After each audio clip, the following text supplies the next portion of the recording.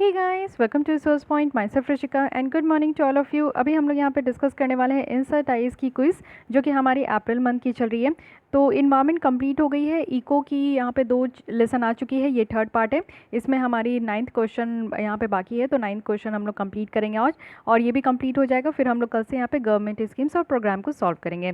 It means कि इसकी quiz को सॉल्व करेंगे। तो चलिए स्टार्ट करते हैं। प्रीवियस लेसन देखने के लिए बस मेरे चैनल को सब्सक्राइब कीजिए, प्लेलिस्ट में आकर आप लोग देख सकते हो। और विजन है इसकी सारी मैगजीन्स को मैंने ओपन कर दिया है, पब्लिक कर दिया है। तो आप लोग जो भी लेसन्स देखना चाहते हो, मंथली मैगजीन या फिर जो आपकी पहले की भी PT 365 की थी, वो भी आप लोग को देखने को मिलेगा। तो कोई भी लेसन्स आप लोग को देखना है तो आप लोग फुल्ली इंजॉय कर सकते हो। तो चलिए आज की लेसन हम लोग स्टार्ट करते हैं।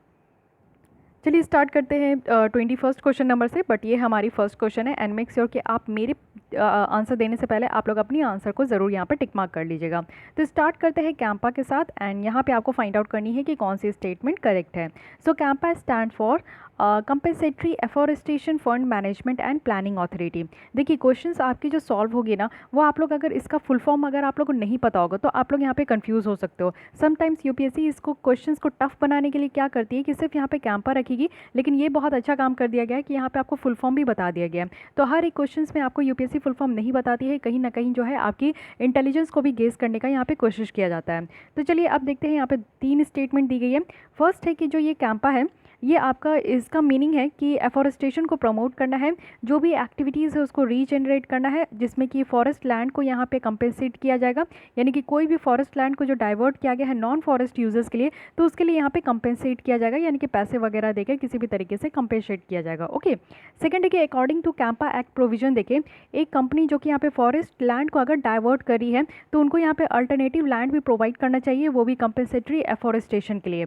यानी कि अगर मान लीजिए कोई कंपनी अपनी सेटअप कर रही है, तो वो जंगल वाले एरिया में कर रही है और फॉरेस्ट को वहाँ पे क्लीन करना है, डिफॉरेस्टेशन हो रहा है, तो वहाँ के लोगों के लिए और इस तरीके से फॉरेस्ट के लिए एक अलग सा लैंड उनको प्रोवाइड करना है, जिसमें कि एफॉरेस्टेशन किया जाए, पेड़ों का रोपण किया जाए।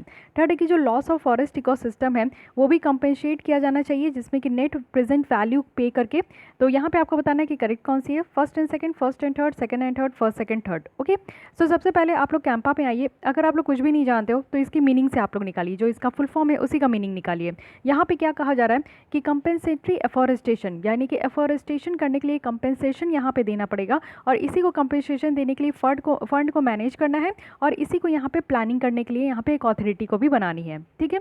तो यहाँ पे कैंपा है, फर्स्ट स्टेटमेंट बिल्कुल ही करेक्ट लग रही है, क्योंकि यहाँ पे एफॉरेस्टेशन को तो प्रमोट करना ही है, साथ ही साथ कंपेंसेशन देना है, वो भी फॉरेस्ट लैंड जो कि डाइवर्ट कर दिया गया है नॉन फॉरेस्ट यूज़ के लिए। तो फर्स्ट स्टेटमेंट में तो कोई भी तरीके का आपको जो है ऐसा नहीं लग रहा है कि इसमें कुछ डिसडैट है। तो फर्स्ट स्टेटमेंट एकदम से बिना कोई शक के एकदम करेक्ट है। सेकंड भी आप लोग देखिए, इसमें क्या कहा जा रहा है कि कंपनीज जो यहाँ पे डाइवर्ट किया गया है कंपनीज के द्वारा फॉरेस्ट लैंड को, जो कि वो यहाँ पे क्या करेगी कि फॉरेस्ट लैंड को अगर उनको डाइवर्ट करना है तो वो कुछ और लैंड प्रोवाइड करेंगे, जिससे कि वो कंपेंसेशन हो सके एफॉरेस्टेशन का। तो ये भी तो बिल्कुल ही सेकंड भी करेक्ट लग रहा है, फर्स्ट एंड सेकंड इसमें तो कोई भी तरीके का दोहराई नहीं है। थर्ड आप लोग देखिए, जो फॉरेस्ट इकोसिस्टम का यहाँ पे लॉस हो रहा है, इसको भी कंपेंसेशन करना है, कैसे, तो नेट प्रेजेंट वैल्यू को यहाँ पे करके। तो ये भी अगर आप लोग को पता है तो ही आप लोग ऐसे कर सकते हो, नहीं तो आप लोग को पता होना चाहिए कि जो फॉरेस्ट इकोसिस्टम आपका लॉस हो चुका है, number of pairs cut decrease होते जा रहे हैं, क्योंकि हमारे यहाँ डेवलपमेंट बढ़ते जा रही है, और डेवलपमेंट करने के लिए सबसे पहला काम क्या करना पड़ता है, डिफॉरेस्टेशन करना पड़ रहा है। तो ये भी एक प्रॉब्लम है। तो तीनों स्टेटमेंट बिल्कुल करेक्ट है, यहाँ पे all of the above statements are correct, so the correct option is D. Okay. यहाँ पे कुछ डिस्क्रिप्शन भी दिया गया है, आप लोग चाहो तो पढ़ सकते हो। यहाँ पे जो नेशनल फंड है वो यहाँ पे 10% इस फंड का रिसीव करेगी, और जो स्टेट फंड है वो यहाँ पे 90% यहाँ पे फंड दिया जाएगा। एक्ट के प्रोविजन के हिसाब से तो ये मैं बता दी कि अगर कोई कंपनी अपने फॉरेस्ट लैंड को, यहाँ पे कोई भी फॉरेस्ट लैंड को डाइवर्ट करते हैं तो उनको अल्टरनेटिव लैंड देना होगा, जिससे कि यहाँ पे एफॉरेस्टेशन का प्रोसेस हो सके। आते हैं सेकंड क्वेश्चन में। सेकंड क्वेश्चन आपका है UNCCD।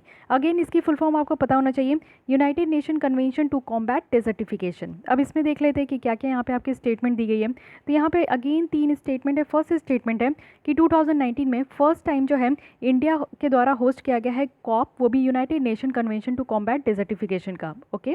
सेकंड स्टेटमेंट है कि यूनाइटेड नेशन CCD जो है ये ओनली कन्वेंशन है जो कि यहाँ पे डायरेक्ट रिकमेंडेशन के द्वारा दिया गया था, वो भी रियो कॉन्फ्रेंस एजेंडा 21 में। थर्ड है कि यहाँ पे जो पब्लिसाइज किया जाता है कन्वेंशन का, उसका हेल्प किया जाएगा, उससे हेल्प किया जाएगा। और 2009 को जो है ना, यहाँ पे आपका डिक्लेयर किया गया था International Year of Desert and Desertification.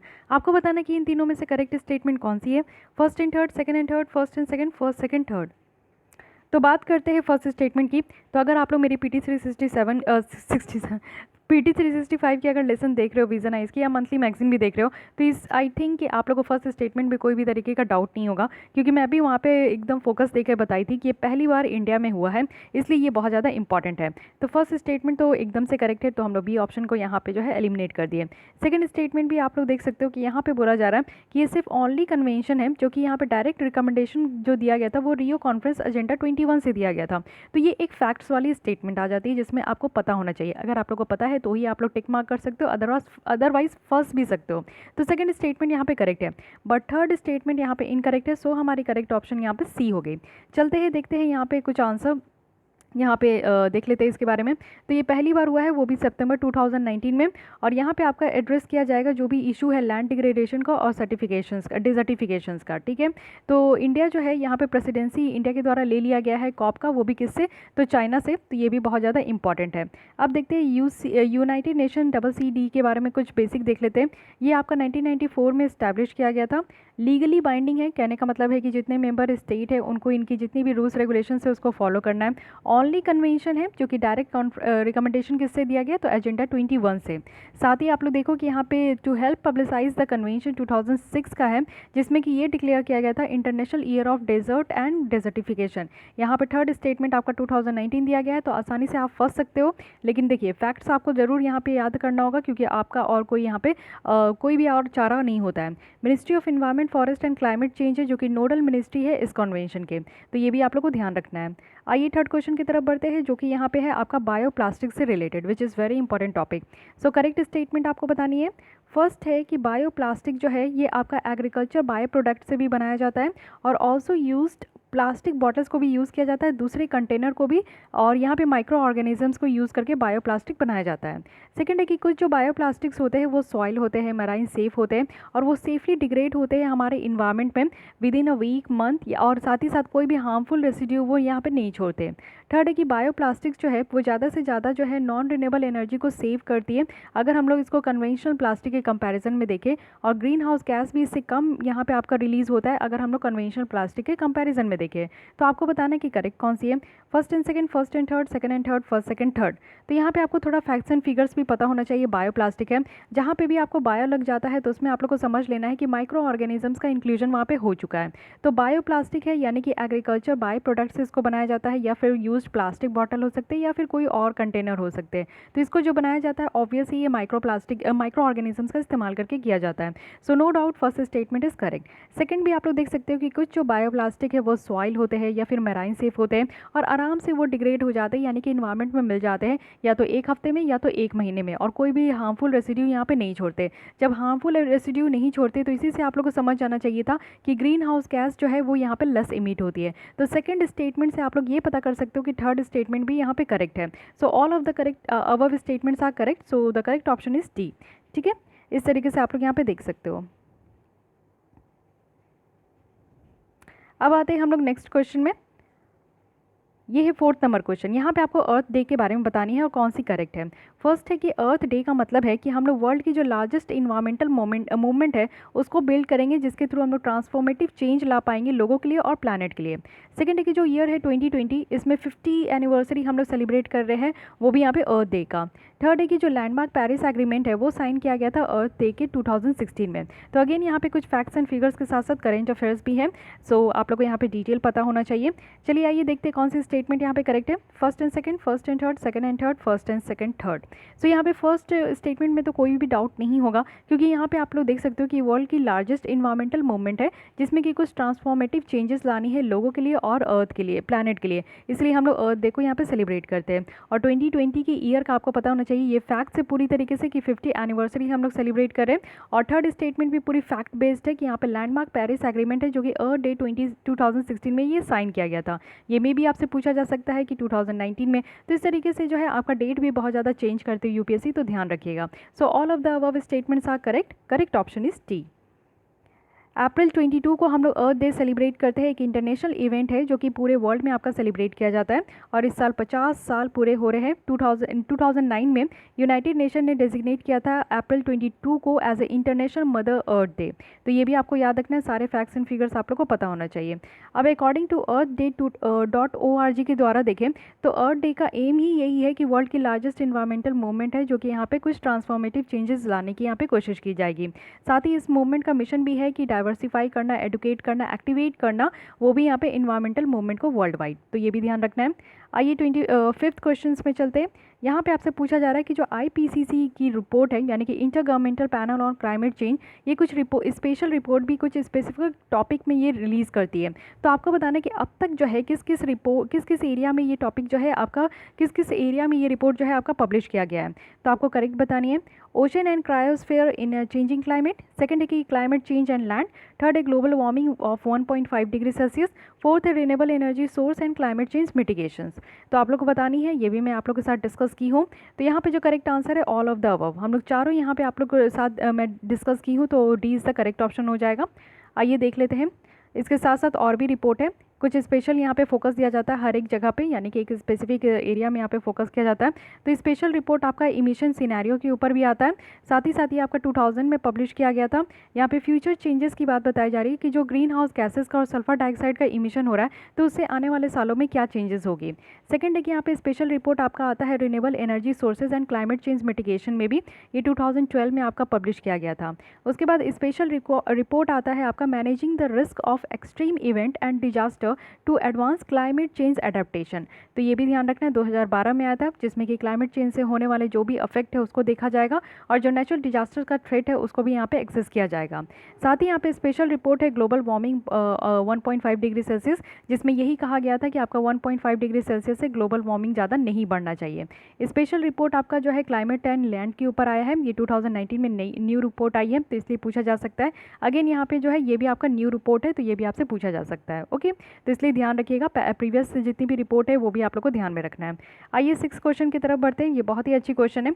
यहाँ पे आपको अरेंज करना है, क्योंकि आप लोग को पता है कि आसाम बहुत ज़्यादा न्यूज़ में रहता है, साथ ही आसाम में नेशनल पार्क भी बहुत ज़्यादा है, साथ ही अभी आसाम में गैस लीक हुई है, तो इस तरीके का क्वेश्चन आपके लिए बन सकता है। ठीक है, तो आपको यहाँ पे बताना है कि वेस्ट टू ईस्ट जो है यहाँ पे अरेंज करनी है नेशनल पार्क जो कि आसाम में है।